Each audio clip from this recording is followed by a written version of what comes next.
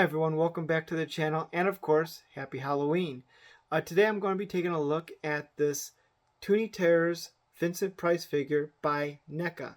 I've been a fan of the Toony Terrors line for quite a while now. I'm very excited to have Vincent Price added to my growing collection. He was a difficult one to find. Many of the online retailers such as Big Bad Toy Store and Entertainment Earth did not have him in stock, or he was out of stock. And many of my local Targets, which tend to stock many of the Toony Terrors, did not actually have him. I ended up picking him up at my local comic book shop over retail price. Normally these go at about $15. I ended up paying $19 for Vincent over here. Did I overpay for this?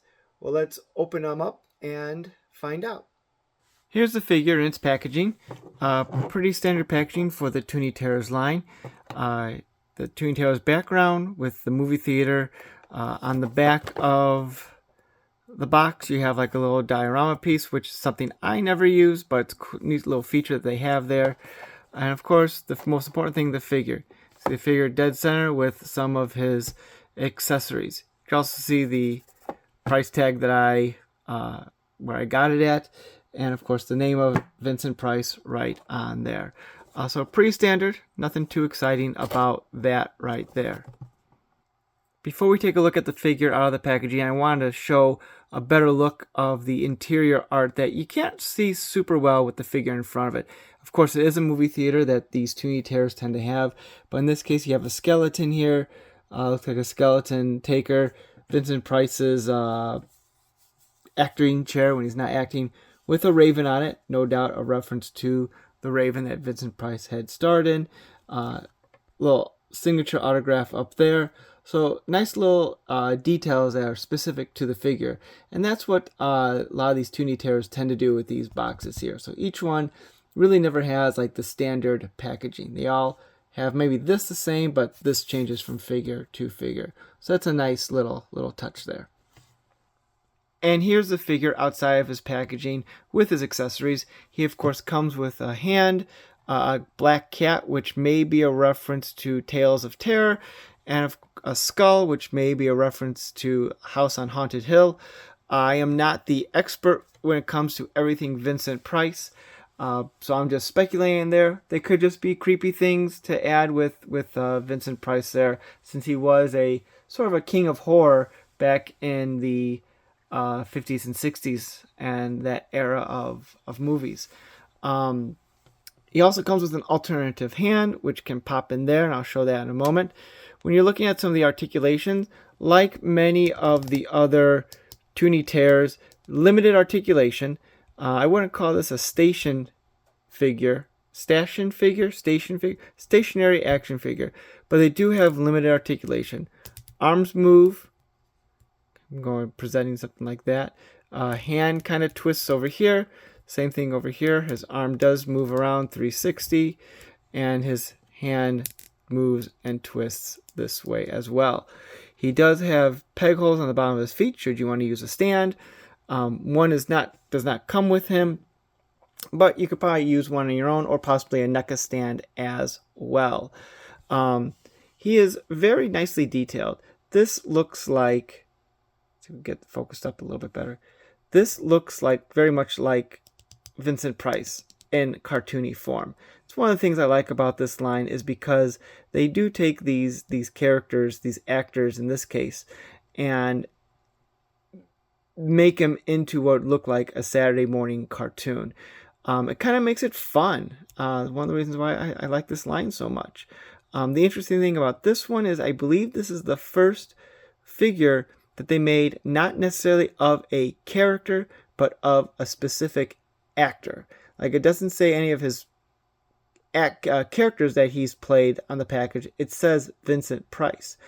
The Toony Terror lines have done quote-unquote real-world figures as well, such as Svengoolie and Vampira, but those are still, and of course Elvira, can't forget about Elvira, but those are still people playing a character, even though they're not like a movie-type character. So I think this is the first time they've actually done an actual actor. But of course, Vincent Price, and I'm sure some Vincent Price fans out there are going to disagree with this, but he kind of played the same role, or played every role the same, which is fine. That was part of his allure, I would say. And so, I mean, maybe you could say that Vincent Price was a character himself. In many ways, I suppose that is true. But looking at the hand, his hand should pop out very, very simply, just a little peg there. And the other hand pops right on in. And he can use his hand to hold the skull, though how well is anyone's guess. Well, it's not too bad. See if I could set him down here. Yeah, he actually holds it quite well. So that's actually kind of cool. I may not display him with the accessories right at this point. I still have young kids, and those will go missing should I do it. These Toony tears that I use, that I have, I only keep them out around Halloween time for Halloween decorations. Beyond that, they go into storage. I should do a Toony tear display review here, or just display showing here in the future. That'd be kind of fun to do.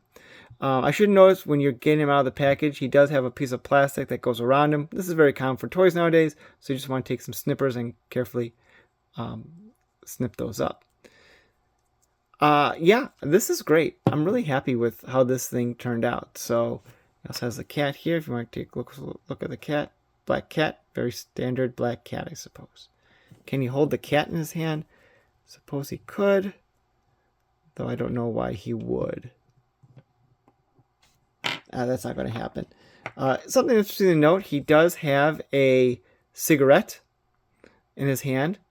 You don't see many toys nowadays with a cigarette.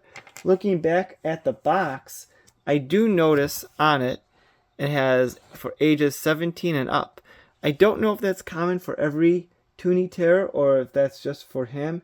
And is that possibly due to the cigarette? I don't know. So let's do some comparisons. I'm not going to compare him to every single Toony Terror that I have out there. But I will compare him to the aforementioned quote-unquote real-world personalities that this line has produced that I own.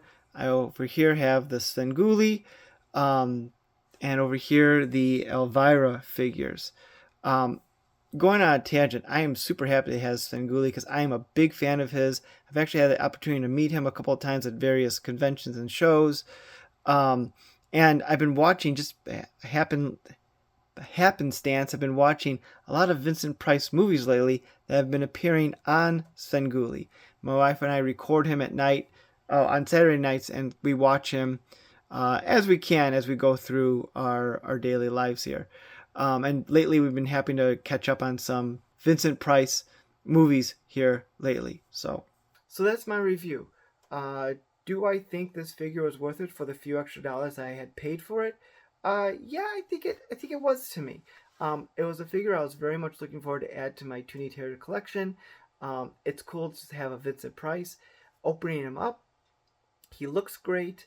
It's everything I was kind of hoping for. Had a couple of extra added features such as the removable hand. I think that might be a relatively newer thing for NECA. I know NECA's done swappable heads, but not swappable hands for the Toony Terrors, as far as I'm aware anyway. So that was kind of a neat little add-on. It's just fun. These Toony Terrors are fun, and having a Vincent Price in there was worth it. If you want your own Vincent Price figure, like if you're a Vincent Price fan and you're a Toony Terrors fan, this should be a must-buy. If you don't like the Toony Terrors and you're not a fan of Vincent Price, obviously that wouldn't be for you. But if you want your own, as I mentioned before, it does seem to be difficult to get online at the moment, and I have not seen them in Target stores where a lot of these Toony Terrors tend to pop up. You probably also check things like Walmart and other stores along those lines, but still it's been difficult finding him there. That being said, NECA does seem to re-release these figures over time. Like the older ones get new batches, so maybe they'll create a bunch of new ones and have them out in the stores. I do know about a year or so ago when I was looking for the Elvira figure, she was incredibly difficult to find. But now I kind of see her all over in Target. So maybe a similar thing will happen with Vincent Price.